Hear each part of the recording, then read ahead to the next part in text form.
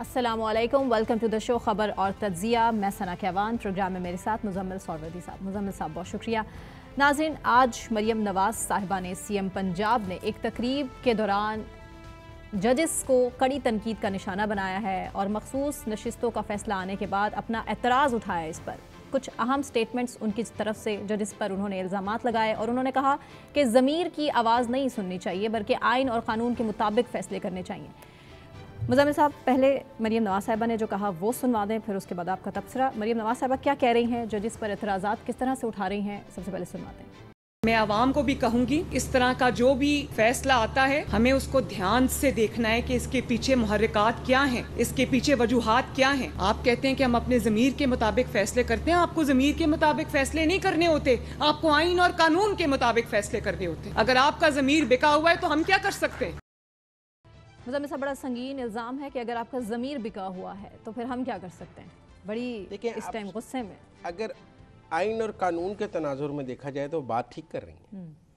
मतलब एक जज ज़ाती तौर पे हो सकता है ये समझता हो कि मेरा मतलब है कि काम ये बात ठीक है, लेकिन अगर आइन और कानून के मुताबिक ठीक नहीं है तो जज की ज़ाती सोच पर तो फैसला नहीं हो सकता। कभी कहते हैं बेगमात के प्रेशर केस में ये पर, फैसले कभी किए। कहते हैं ज़मीर। देखें, एक जज का ज़मीर हो सकता है, वो समझता हो उसका ज़मीर कह रहा है तहरीक इंसाफ के साथ ज्यादती हुई है, लेकिन उसने फैसला तो आइन और कानून के तहत करना है ना, अपने ज़मीर के मुताबिक तो नहीं करना। और फैसला सुन्नी इत्तेहाद कौंसिल थी अदालत नहीं, में, मैं नहीं एक इन प्रिंसिपल बात कर रहा हूँ कि पाकिस्तान की अदलिया को ना नजरिया ज़रूरत के तहत फैसले करने हैं, ना अपनी ज़मीर की आवाज़ पे फैसले करने हैं, ना उन्होंने कोई अवामी इंसाफ देना है कि उनका इंसाफ, उन्होंने आइन और कानून के मुताबिक फैसले करने हैं। अगर कोई चीज़ आइन और कानून में है तो वो फैसला कर सकते हैं, अगर कोई चीज़ आइन और कानून में नहीं है वो फैसला नहीं कर सकते। अगर ये बात मरियम नवाज कह रही हैं तो गलत तो नहीं कह रही। अच्छा। और जजेस को वाकई अपने ज़मीर के मुताबिक फैसले नहीं करने, उन्होंने आइन और कानून का हलफ उठाया हुआ है। उन्होंने वो एक चीज़, उनके ज़मीर कुछ भी कहता रहे, उन्होंने तो आइन और कानून को फॉलो करना है। ये शिकवा जवाब शिकवा तो नहीं शुरू हो जाएगा। बिल्कुल, जब एक तकरीर का जवाब दोबारा एक जजेस ये कहते हैं कि हमें पता है क्या हुआ है, हम ये कहते हैं उनका पता होना उन्हें ज़रूरी नहीं है। उन्होंने तो केस देख के फैसला करना है, फाइल पढ़ के फैसला करना है, दलाइल सुन के फैसला करना है।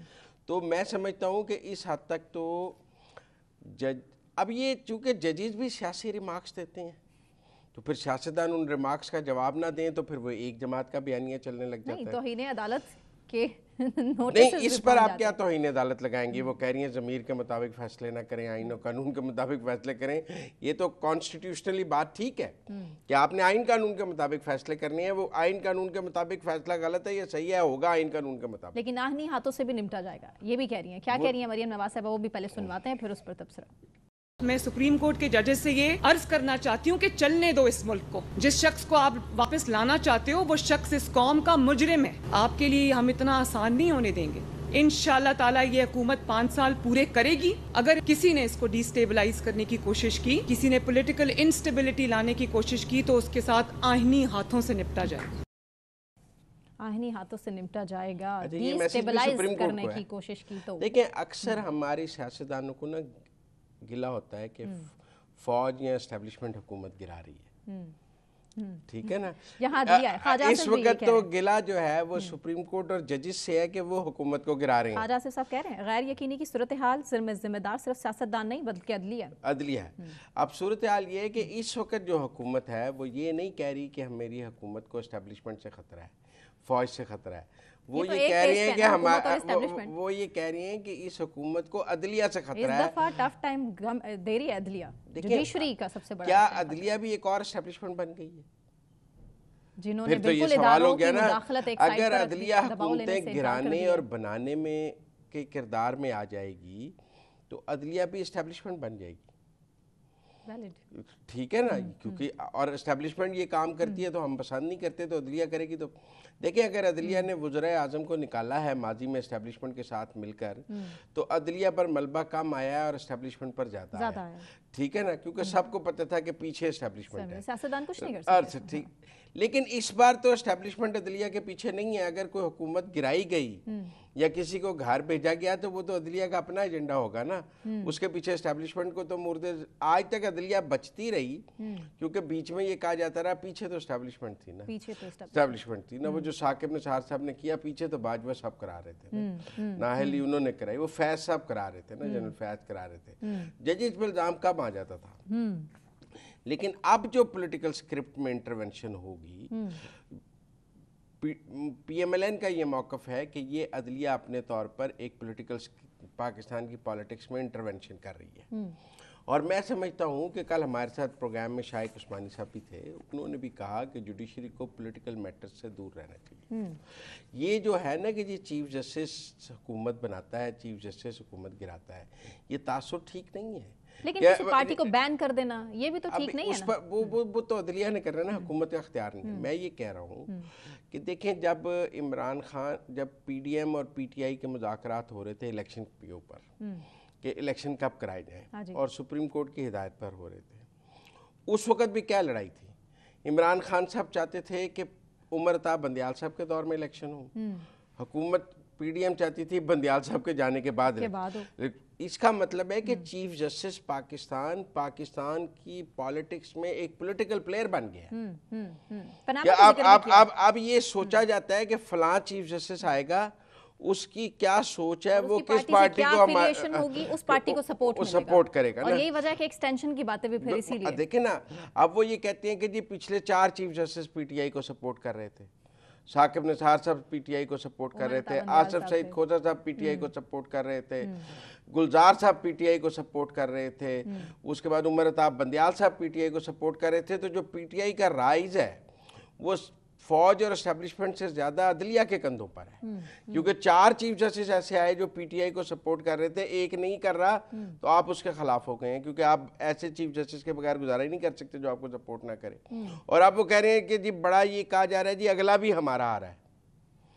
देखें, सवाल ये है कि ये कहा जा रहा है कि बाद ही अक्टूबर आ लेने दें, जो वो कह रही हैं कि हम, जो मरियम नवाज ये कह रही हैं कि ये हुकूमत 5 साल पूरी करेगी, किसी को डिस्टेबलाइज करने की कोशिश नहीं करने देंगे, आईनी हाथों से निपटेंगे।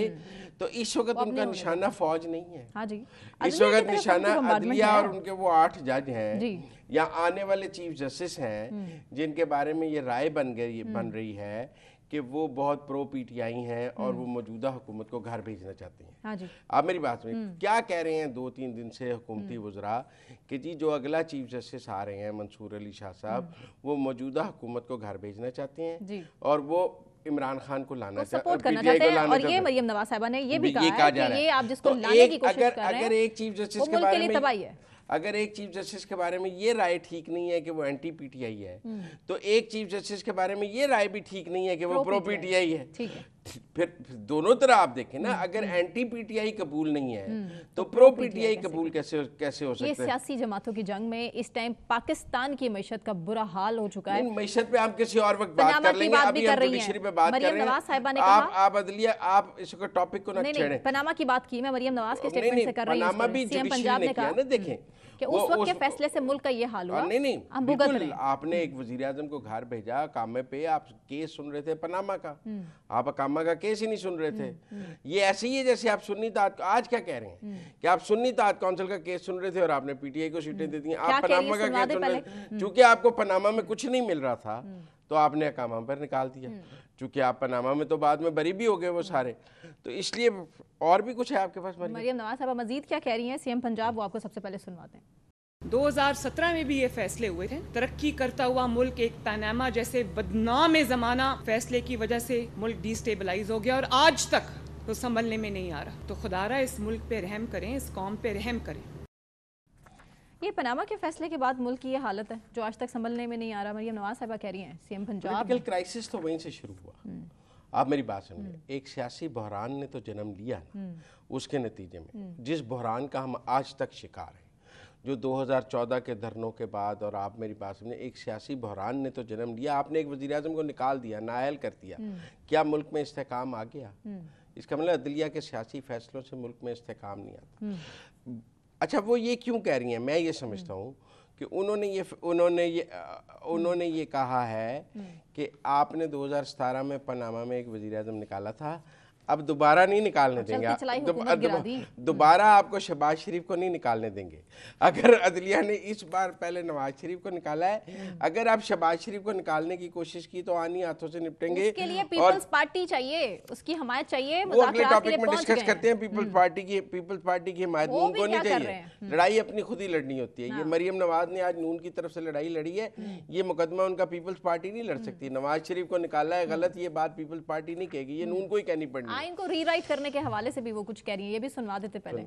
ये सुप्रीम कोर्ट का डिसीजन आया जिसमें उन्होंने वो कुछ भी अता कर दिया जो मांगा ही नहीं गया था उनसे। सुप्रीम कोर्ट के उन जजेस ने आइन को रीराइट किया है। आइन क्या कहता है? आइन और कानून कहता है कि आप फ्लोर क्रॉसिंग नहीं कर सकते, और सुप्रीम कोर्ट के इन जजेस का डिसीजन कहता है कि आप फ्लोर क्रॉसिंग करें। यानी कि जो पहले एफिडेविट आपने जमा कराया है वो नहीं हमारे पसंद का, नहीं हमारी पसंद की जमात को ज्वाइन करेंगे तो बात बनेगी। मैंने तो इस तरह की कभी, एक उमर अता बंदयाल साहब ने आइन को रीराइट किया था, एक मैंने अब देखा है कि आइन और एक जमात को फेवर करने के लिए, एक हारे हुए शख्स को लाने के लिए आइन को रीराइट कर रहे हैं।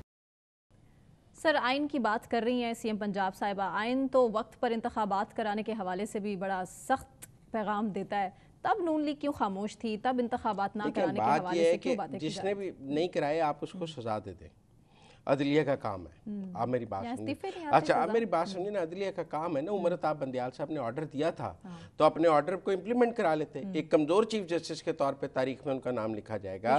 अगर आप कोई ऐसा फैसला करते हैं जिस पर आप अमल दरामद नहीं करा सकते तो आप एक कमज़ोर चीफ जस्टिस और एक कमज़ोर जज के तौर पे तारीख में जाने जाएंगे कि आपने या तो नाकाबिले अमल फैसला दिया या ऐसा या आप अमल दरामद नहीं करा सके। तो आप मेरी बात समझिए।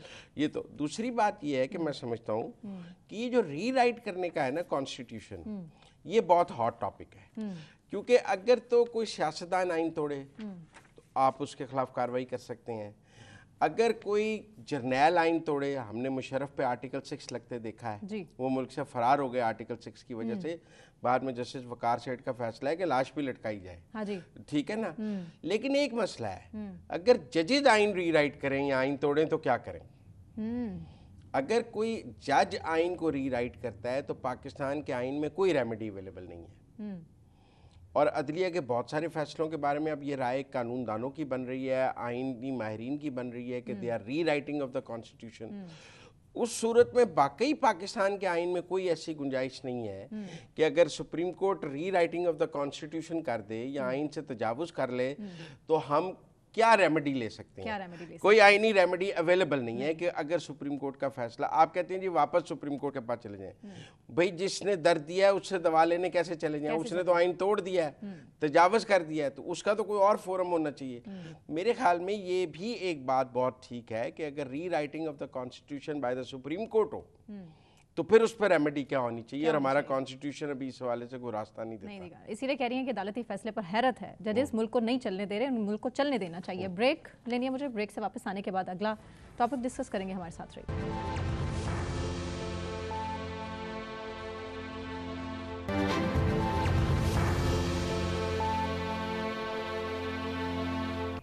वेलकम बैक नाज़रीन। मुजम्मिल सौरवर्दी साहब स्टूडियोज़ में मेरे साथ मौजूद हैं और अब हम बात करेंगे सुप्रीम कोर्ट के फैसले के बाद इलेक्शन कमीशन का मुशावरती इजलास जो आज हुआ, और इलेक्शन कमीशन ने मखसूस नशिस्तों के फैसले पर अमल दरामद का फैसला कर लिया है। मुजम्मिल साहब, फैसला तो सामने आ चुका इलेक्शन कमीशन का, अब लेकिन एक और मसला भी खड़ा है कि अब चीफ इलेक्शन कमिश्नर से मुस्ताफ़ी होने का मुतालबा कर रही है तहरीक इंसाफ। करारदाद भी मंजूर कर ली गई। देखें, आज ऐलान कर दिया इलेक्शन कमीशन ने कि वो कोई मुस्ताफ़ी नहीं हो रही और ना अरकान मुस्ताफ़ी हो रहे हैं। तो केपी असम्बली की भी करारदाद है, मेरे ख्याल में लॉ मिनिस्टर ने वहाँ करारदाद पेश की। क्या कह रहे हैं पहले सुनवाते हैं आपको।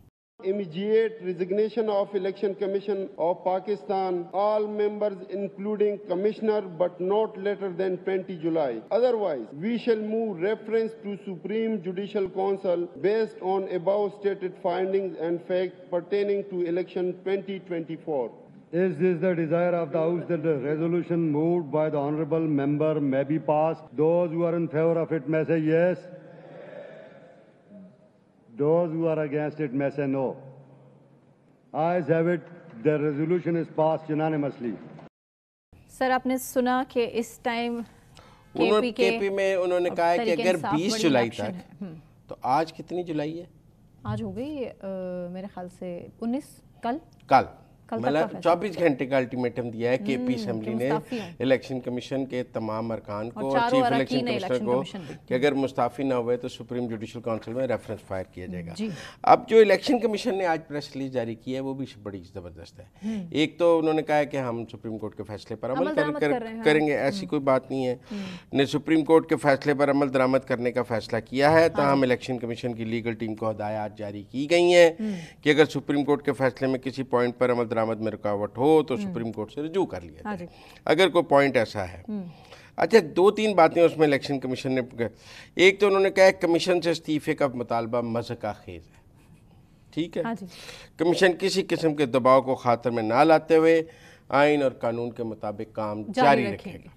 लिहाजा अगर केपी असेंबली ने उन्हें 24 घंटे का अल्टीमेटम दिया है, उन्होंने आज क्लियर कर दिया कि हम तो नहीं इस्तीफा दे रहे, आपसे जो होता है आप कर लें। लेकिन आज वाले प्रेस रिलीज में 2-3 बातें और बड़ी इंपॉर्टेंट हैं। एक तो उन्होंने कहा है कि इलेक्शन कमीशन ने किसी फैसले की गलत तशरीह नहीं की। सुप्रीम कोर्ट बार बार कह रहा था कि आपने फैसले की गलत इलेक्शन कमीशन ने पीटीआई के इंट्रा पार्टी इलेक्शंस को दुरुस्त करार नहीं दिया, जिसके खिलाफ पीटीआई मुख्तलिफ फोरम पे गई, मतलब हाई कोर्ट गई, सुप्रीम कोर्ट गई और इलेक्शन कमीशन के फैसले को सुप्रीम कोर्ट तक अप होल्ड किया गया। उन्होंने कहा हमने कहा इंट्रा पार्टी इलेक्शन ठीक नहीं हुए, हाई कोर्ट ने भी कहा ठीक नहीं हुए, डबल बेंच ने भी कहा ठीक नहीं हुए, सुप्रीम कोर्ट ने भी कहा ठीक नहीं हुए। उनका मतलब था फिर हमसे क्यों इस्तीफा मांग रहे हो? अगर आप मेरी बात सुनिए, अगर एक फैसले को सुप्रीम कोर्ट तक अपहोल्ड किया है तो जो हाई कोर्ट ने भी कहा है आप उनसे भी इस्तीफा मांग लें जजों से। आज केपी असेंबली में उन जजों के खिलाफ भी करारदाद आ जानी चाहिए थी जिन्होंने फिर वो इंटर पार्टी इलेक्शन मुस्तरद किए थे हाई कोर्ट के, उनके खिलाफ तो नहीं लाते हैं। अच्छा जी, फिर उन्होंने कहा कि पीटीआई के 39 एमएनएज ने अपने जो फॉर्म्स हैं उनमें पीटीआई से अपनी एफिलिएशन जाहिर की, हमने उनको पीटीआई का डिक्लेयर कर दिया। 41 ने खुद को आज़ाद किया, हमने उनको आज़ाद डिक्लेयर कर दिया। उन्होंने कहा सुप्रीम कोर्ट में सुन्नी इत्तेहाद कौंसिल इलेक्शन कमीशन और पेशावर हाई कोर्ट के फैसले के खिलाफ अपील में आई। सुन्नी इत्तेहाद कौंसिल की ये अपील मुस्तरद कर दी गई। पीटीआई इस केस में ना तो इलेक्शन कमीशन में पार्टी थी और ना ही पेशावर हाई कोर्ट के सामने पार्टी थी और ना ही सुप्रीम कोर्ट में पार्टी थी। ये बात इलेक्शन कमीशन भी कर रहा है, ये बात हुकूमत भी कर रही है कि देखें जी सुप्रीम कोर्ट ने तो ना पेशावर हाई कोर्ट में अपील की इलेक्शन कमीशन के फैसले के खिलाफ तहरीक इंसाफ ने, ना सुप्रीम कोर्ट में की, आपने उनको कैसे दे दी? मतलब एक पार्टी आपके सामने ही नहीं है, उन्होंने आपसे मांगी ही नहीं है। पार्टी का नाम जो छीन लिया सर वो कहते तो सही ना, देखिए मैं अदालत में जाऊंगा ना रिलीफ लेने, अदालत मेरे घर आ जाएगी मुझे रिलीफ देने। वैसे तो शानदार अदालत ने भी वैसे तो शानदार इंसाफ है कि घर पहुंच जाती है आजकल अदालत रिलीफ दे बिन मांगे देने के लिए। कईयों को और भी रिलीफ मिलने वाला है। कहीं कहते हैं दादा भी केस करता है तो पोते को भी इंसाफ नहीं मिलता और कहीं बिन मांगे मिल रहा है। तो मेरा मतलब है आज इलेक्शन कमीशन ने सुप्रीम कोर्ट पर चार्जशीट किया है। आप ये समझिए कि आप पहली लाइन ना पढ़ें कि अमल दरामद करने का फैसला किया है, वो ठीक है, वो लाइन पढ़ें आप जरूर। ये लाइन भी पढ़ें कि उन्होंने कहा है कि सुप्रीम कोर्ट में पीटीआई तो थी नहीं, आपने पीटीआई को कैसे दे दिया? तो जो सुप्रीम कोर्ट का फैसला है कुछ होने वाला है। इसका मतलब कि जिस आईनी ब्रेकडाउन की बात करें ख्वाजा आसिफ साहब, कुछ ना कुछ इस टाइम चल रहा है हुकूमती हल्के में। मुझे तो लगता है ये बेशक आप कहते हैं अमल दरामद का फैसला हुआ है, अभी अमल दरामद होने में बहुत रुकावटें हैं। 51% कोशिश करेगी गवर्नमेंट की ये नशिस्तें पीटीआई के पास ना जा सके। कितने फीसद? 51% या 60%, 100% कोशिश करेगी कि ना जा सके, क्योंकि पीटीआई भी तो कर रही है ना कोशिश कि वो 70%। पीटीआई को तो ने तो जो कोशिश करनी थी वो सुप्रीम कोर्ट से कर ली, बिन मांगे बगैर कोशिश के मिल गई यार। कोशिश करने की क्या जरूरत है जब आपको बगैर वकील किए, बगैर दलाइल दिए, बगैर कोई बात कही सब कुछ मिल गया, तो आपको कोशिश करने की कोशिश तो इन बेचारों ने करनी है। दूसरी तरफ हुकूमती ललकार भी है कि आप पार्टी को बैन करेंगे। आप इसी के खिलाफ भी कि पार्टी पर पाबंदी के खिलाफ जो करारदाद मंजूर हुई है उसमें ये कहा जा रहा है कि मुल्क की सबसे बड़ी सियासी जमात है, नहीं होने देंगे करारदाद। इसी के देखिए उन्होंने केपी से करारदाद पास की है, क्या फर्क होगा विफाक पर? वो पाबंदी में वो पाबंदी के हक में कौमी असेंबली से पास करेंगे, वो पीटीआई कर पाबंदी के हक में सेनेट से पास करेंगे। कर सकते हैं, पीपल्स पार्टी फिलहाल इनकारी है। मैं आपको बताता हूँ सेनेट से पास करेंगे, पीपल्स पार्टी पीटीआई के हक में वोट नहीं डाल देगी, खिलाफ नहीं जाएगी, अब्सटेन कर जाएगी ना, फिर भी पीएमएलएन के लोग जाते हैं। अब मेरी बात, पंजाब से पास करेंगे, बलूचिस्तान से पास करेंगे, सिंध से पास करेंगे, तो 5 असेंबलियों से पास हो जाएगी कि पाबंदी लगनी चाहिए। ये खेल के पीटीआई ने गलत शुरू किया है। अगर असेंबलियों की करारदाद पर ही पाबंदी का फैसला होना है तो फिर वो 5 असेंबलियों से पास कर लेंगे, कौमी असेंबली, सेनेट, पंजाब, सिंध, बलूचिस्तान।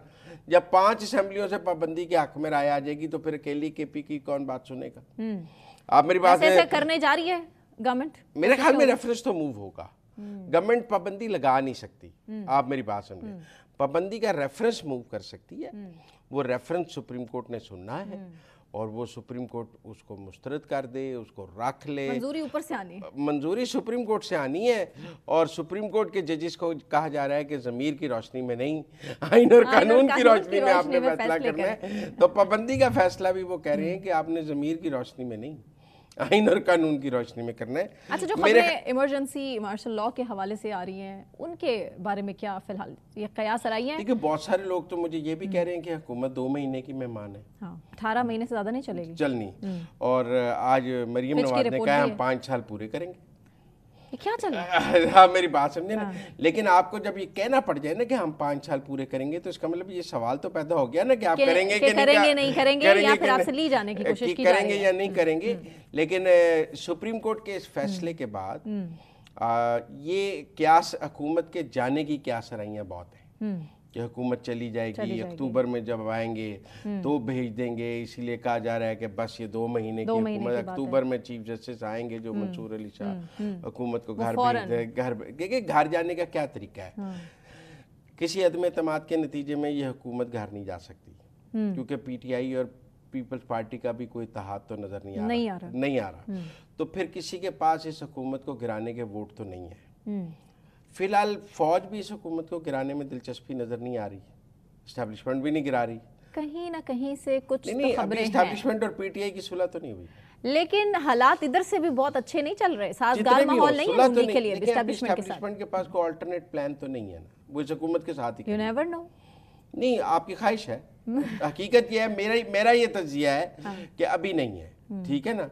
लिहाजा हुकूमत के गिराने का एक ही रास्ता है, अदलिया। किसी जुडिशियल ऑर्डर से ही गिर सकती है, ना आदम तमाद से जा सकती है, ना एस्टैब्लिशमेंट के दबाव से जा सकती है, ना मैं। अच्छा, बहुत सारे लोगों ने मुझे ये भी कहा कि जी शहबाज शरीफ इस्तीफा दे रहे हैं। नहीं, मेरा नहीं ख्याल शहबाज शरीफ इस्तीफा देंगे। जब उनके ऊपर सख्त दबाव था पीडीएम की गवर्नमेंट में, तब नहीं किया। जब पंजाब की हुकूमत भी उनसे छीन ली गई थी और आप ये कहते थे वो 27 किलोमीटर के वजीर आजम है, इस्लामाबाद से बाहर निकले पिंडी नहीं पहुंच सकते। उस वक्त भी शहबाज शरीफ ने उस क्राइसिस में रिजाइन नहीं किया था, वो उस हुकूमत को लेकर चले थे एंड तक। और फिर उन्होंने उस हुकूमत का एक एंड तक एक ऐसा स्क्रिप्ट बनाया कि वो आज दोबारा वजीर आजम है। अच्छा, दोनों भाइयों की अहम बैठक में क्या अहम मशवरे हुए? कुछ भी नहीं, सेम पेज पे हैं दोनों। अच्छा, मैं समझता हूँ ये पीटीआई को बैन करने और आर्टिकल 6 लगाने पर दोनों सेम पेज। इत्तेफाक है। बल्कि मुझे तो किसी ने ये भी बताया कि मियां नवाज शरीफ ने कहा है कि ऐसे काम कर दिया करते हैं, ऐलान नहीं करते। आप क्या मतलब, आप रेफरेंस मूव करें, प्रेस कॉन्फ्रेंस क्यों कर रहे हैं? ऐसे उनका ये फिक्रा आया है कि लेकिन मुफाहमत की सियासत हमेशा शहबाज शरीफ साहब करते हैं, सोच समझ के तो चलते हैं। वो मुफाहमत करते हैं फौज के साथ, हाँ, वो पीटीआई के साथ मुफाहमत नहीं कर रहे। तो ये एस्टैब्लिशमेंट उस पे, और मैं आपको बताऊं, बैन करने और आर्टिकल 6 लगाने पर क्या एस्टैब्लिशमेंट साथ है या नहीं? बड़ा सवाल है, बहुत बड़ा सवाल है। क्या हम भुगत नहीं चुके? देख नहीं लिया हमने तारीख में कि क्या हुआ? क्या आज एस्टैब्लिशमेंट पीटीआई को बैन करने और आर्टिकल 6 पर मौजूदा हुकूमत के पीछे खड़ी है या नहीं? नहीं है। That's my analysis। नहीं है।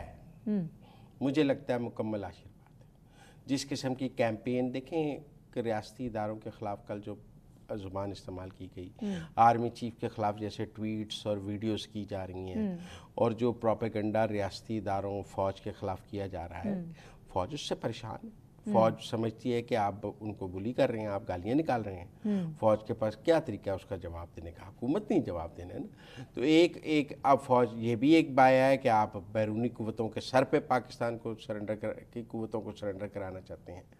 तो इसलिए मेरे ख्याल में कि एस्टैब्लिशमेंट इमरान खान के साथ तो नहीं है। लेकिन पार्टी बैन करने पर भी इंटरनेशनल प्रेशर है?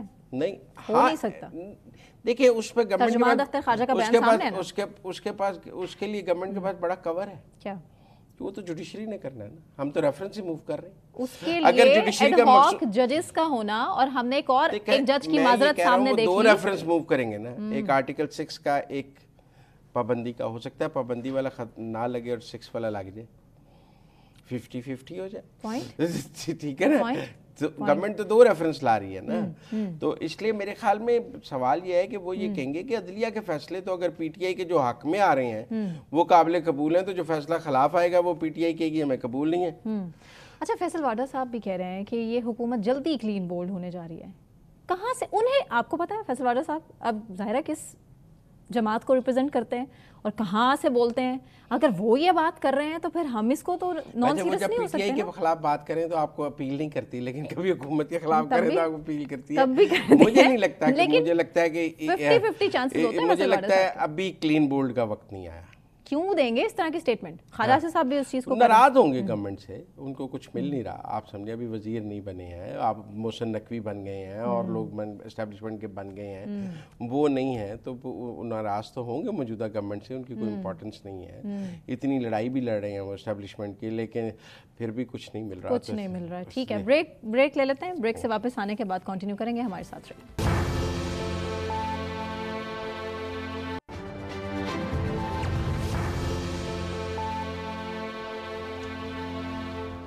वेलकम बैक नाज़रीन, मुज़म्मिल सरवरदी साहब स्टूडियोज़ में मेरे साथ मौजूद हैं और अब बात करेंगे जुडिशल कमीशन के इजलास की। चीफ जस्टिस काजी फाइज़ ईसा की सरबराही में इजलास हुआ और मुशावरत हुई है जस्टिस रिटायर्ड सरदार तारिक मसूद को एडहॉक जज तैनात किया जाए, जबकि जस्टिस रिटायर्ड मजहर आलम मियां खेल के नाम की सिफारिश भी भिजवा दी गई है। मुज़म्मिल साहब, आलम खेल जस्टिस रिटायर्ड, ये जो इंटरेस्टिंग फिगर्स आए हैं, जो सरदार तारिक मसूद साहब है ना, उसके उनके हक में 8 वोट आए हैं। हाँ जी, 8-1 से फैसला, 8-1 से फैसला है। और मुनीब अख्तर साहब ने खिलाफ वोट दिया। इसका मतलब मंसूर अली शाह और बाकी जो सुप्रीम कोर्ट के सीनियर जजेस जुडिशल कमीशन के मेंबर हैं, सब ने सरदार तारिक मसूद को सेकंड किया है। हाँ जी, उनके वोट, उनकी तैनाती को। तो एक तो जो लोगों का ख्याल था ना कि सुप्रीम कोर्ट के अंदर बड़ी डिवीजन है और मंसूर अली शाह डॉग जजेस को नहीं लगाना चाहते हैं और काजी फायज ईसा डॉग जज लगा रहे हैं। और लोगों का था कि काजी फायज ईसा तो 25 अक्टूबर को रिटायर हो जाएंगे, तो अगर मंसूर अली शाह नहीं चाहते हैं तो फिर क्यों लगाया जा रहा है। और ये सारा जो पीटीआई ने अपना बयानिया बनाया था इन एडहॉक जजेस के खिलाफ, जिनमें से 2 तो उस बयानिए की नज़र हो गए, वो इस पे था कि जी आप अगले चीफ जस्टिस को जो है वो के लिए मसाइल पैदा कर रहे हैं। हाँ जी। लेकिन अगर मंसूर अली शाह ने सरदार तारिक मसूद के हक में वोट डाला है तो फिर वो सारा बयानिया तहरीक इंसाफ का तो डूब गया ना। इसका मतलब वो इन एडहॉक जजेस को लाने के हक में थे। जो दूसरे हैं मजहर आलम मियां साहब, पहले उन्होंने माजरत की, अब दोबारा उनके लिए सिफारिश। उनकी माजरत मेरे ख्याल में रजिस्ट्रार को ऑफिशियली नहीं होगी, टिकट वगैरह आए हैं और 6-3 से उनके हक में भी फैसला आया। 6-3 से। इसका मतलब वो भी एक लैंडस्लाइड उनके हक में मेजॉरिटी मौजूद थी। ऐसा ही है। तो एक तो मैं समझता हूँ कि ये जो जारी किया गया है कि किसके हक में कितने वोट आए, उससे वो सारा बयानिया भी टूट गिर गया है, जिसमें ये कहा जा रहा था कि जी बड़ी डिवीजन हो गई सुप्रीम कोर्ट में, हमारे को बता देगा जजेस में बड़ा इख्तिलाफ है, अगले चीफ जस्टिस आने वाले मंसूर अली शाह डॉग जज नहीं लगाना चाहते, काजी फायज ईसा जाते जाते लगाना चाहते हैं और ये बड़े सुप्रीम कोर्ट में डिवीजन हो जाएगी और वो उन डॉग जजेस को वो कबूल नहीं करेंगे, ये लगा देंगे। तो अगर तो ये वोटिंग है 8-1 और 6-3, तो फिर वो सारा बयानिया झूठ साबित हो गया। इसका मतलब उन्हें सुप्रीम कोर्ट के जजेस की राय के बारे में कुछ पता नहीं था, वो अपने सियासी बयानिया बनाने की इसके ऊपर कोशिश कर रहे थे।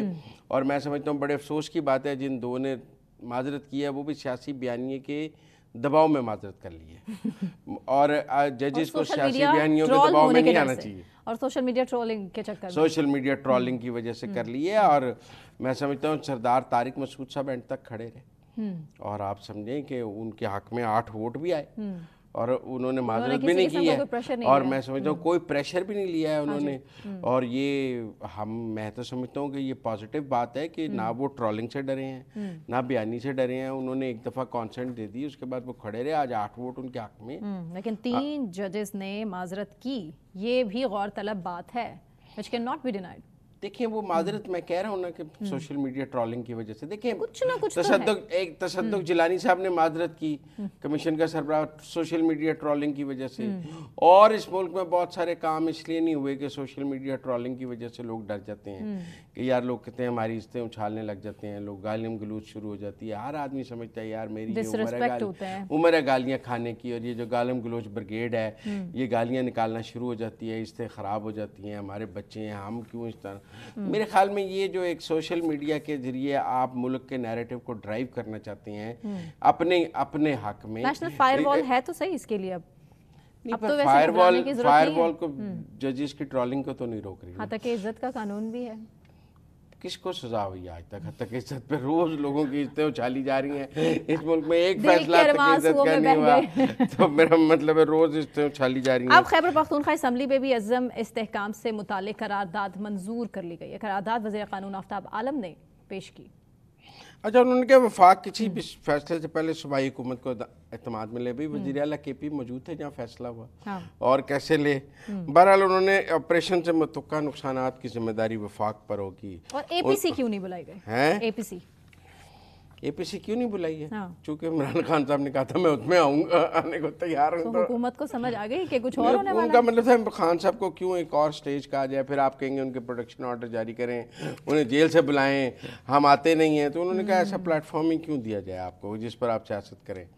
तो सियासत करने के लिए तो APC नहीं बुलाई जानी थी। बहरहाल एंड पे आज पूरे मुल्क पूरी दुनिया का internet global cyber security firm के सिस्टम में खराबी है। लोग डिफरेंट कंट्रीज के एयरपोर्ट से हमें फुटेज भेज रहे हैं और पूरी दुनिया का system, how is this possible? देखिए मेरी बात सुने, देखिए अब आप समझती हैं कि इंटरनेट सिर्फ पाकिस्तान में बंद हो सकता है, बिजली और सिर्फ पाकिस्तान में बंद हो तो आप उसकी जिम्मेदारी एजेंसियों पर डाल देते हैं। हाँ। तो अब ये जो अमेरिका में बंद हो गया है, न्यूजीलैंड में बंद है, ऑस्ट्रेलिया में, यूरोप में, हाँ। ये सारे ATMs बंद हो गए, कारोबारी और फजाई ऑपरेशन सब मुअत्तल। तो इसकी जिम्मेदार कौन है?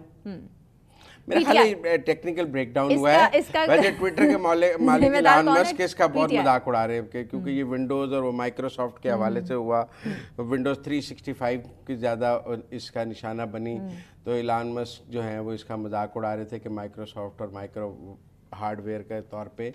लेकिन दुनिया में अमेरिकन एयर और बिल्कुल सारी एयरलाइंस और चेक इन सिस्टम, क्योंकि बहुत जगह तो अब ऑनलाइन चेक इन है और इंटरनेट के ज़रिए सारी बुकिंग है, सब कुछ है, तो वो सब डिस्टर्ब हो गई। सैकड़ों फ्लाइट्स डिस्टर्ब हो गई, ग्राउंड हो गई, और एक बहुत बड़ा दुनिया में कोहराम आया हुआ है इंटरनेट की इस बंदिश से।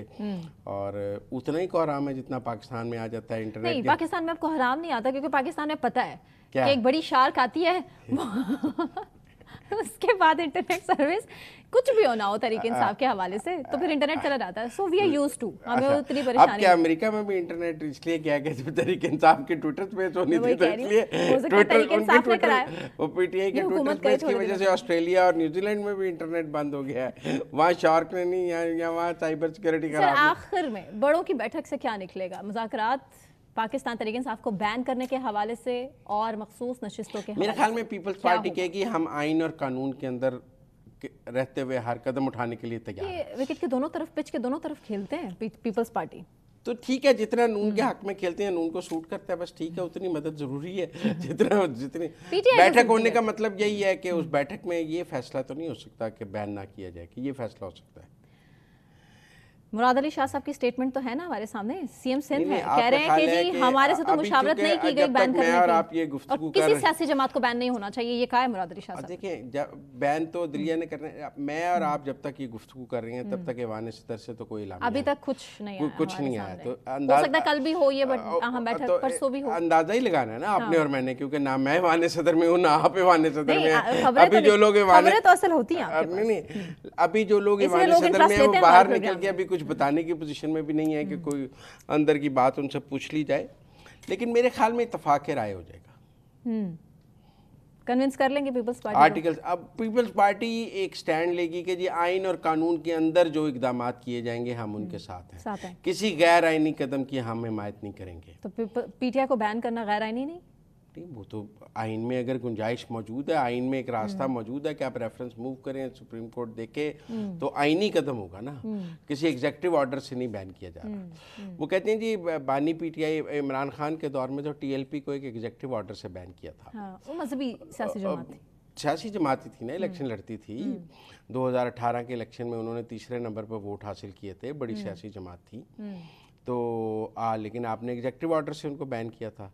तो अभी तो एग्जेक्टिव ऑर्डर से बैन नहीं किया जा रहा। अभी तो अगर रेफरेंस बना के सुप्रीम कोर्ट को भेजा जाए तो जुडिशरी देख लेगी कि इल्ज़ामात में हकायक हैं या नहीं हैं, इल्ज़ामात दुरुस्त हैं। अगर हुकूमत समझती है कोई इल्ज़ामात हैं तो उनका फेयर ट्रायल हो जाना चाहिए। ऐसी कोई बात नहीं सुप्रीम कोर्ट में। तो रिलीफ मिल जाएगा पीटीआई को अगर मिल सकता होगा। मेरे ख्याल में साथ आर्टिकल 6 का भी जाएगा। और आइन तो टूटा था अदम एतमाद के वक्त, कासिम सूरी की रूलिंग से आइन तो टूटा था। और भी बहुत कुछ हुआ था। नहीं अभी गवर्नमेंट वो जब उनकी हुकूमत आएगी वो भेज लेंगे रेफरेंस। अभी तो इनकी बारी है, ये भेज लेंगे बारी बारी उनकी हुकूमत आएगी, मतलब इसके चांसेस हैं। मुझे क्या पता, मुझे क्या पता। फिलहाल जिनकी हुकूमत है वो रेफरेंस भेज सकते हैं, वो रेफरेंस भेज रहे हैं। मुझे इतना पता है कि ये रेफरेंस जाएंगे और मुझे नहीं लगता यहाँ से हुकूमत इन रेफरेंस से रिट्रीट करेगी।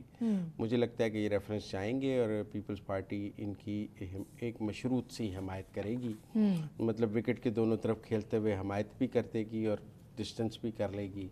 और नून को और इस्टेब्लिशमेंट को इतनी ज़रूरत है। और मैं समझता हूँ कि ये जो आर्टिकल 6 और पाबंदी वाला मामला है इसमें इस्टेब्लिशमेंट नून लीग के साथ है।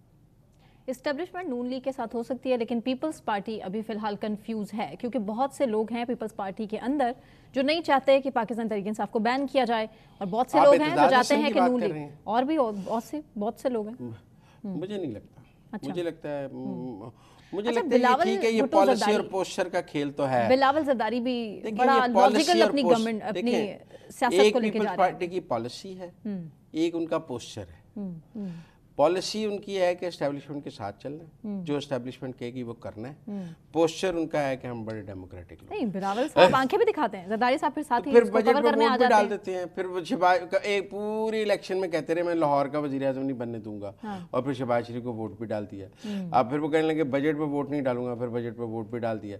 तो आप छोड़ें बिलावल साहब को तो ज़रा सीरियस लेने की पॉलिसी। जरदारी साहब ने खुद कहा कि अभी वो तो सियासत अभी तो वो सीख रहे हैं ना, तो अभी हमें भी उन्हें सीखने देना चाहिए। ठीक है, ठीक है। मुझे सना कहवान को नाज़रीन इजाज़त दीजिए, मुदब्बिर सरवदी साहब को इजाज़त दीजिए। अपना बहुत ख्याल रखिए। अल्लाह हाफ़िज़।